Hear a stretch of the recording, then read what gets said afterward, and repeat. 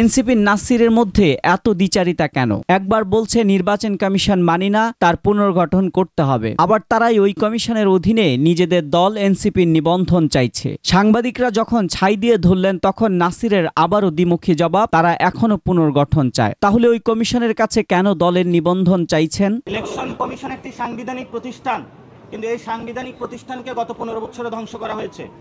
কিন্তু সাংবিধানিক প্রতিষ্ঠানে যারা ব্যক্তিবর্গ রয়েছে তাদের যেমন পুনর্গঠন করতে হবে, নিয়ম নীতির পরিবর্তন করতে হবে, কিন্তু দ্যাট ডাজন্ট মিন যে ইলেকশন কমিশন বাংলাদেশ থেকে উধাও হয়ে গিয়েছে।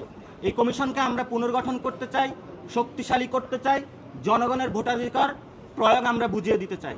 সে প্রক্রিয়ায় কিন্তু আমরা আজকে এসেছি। এর মধ্যে আমরা বলে যেতে চাই, আমরা আজকেও বলছি ইলেকশন কমিশন পুনর্গঠন প্রয়োজন। অপরদিকে পুনর্গঠন না হলে এনসিপি কি করবে তা সুকৌশলে এড়িয়ে যান নাসির। তিনি পুনর্গঠন হবে সেটাতেই থাকতে চান। পুনর্গঠন বাংলাদেশে অনেক প্রতিষ্ঠানের সংস্কারের কার্যক্রম শুরু হয়েছে, পুরো বাংলাদেশের মানুষ চায় পুনর্গঠন।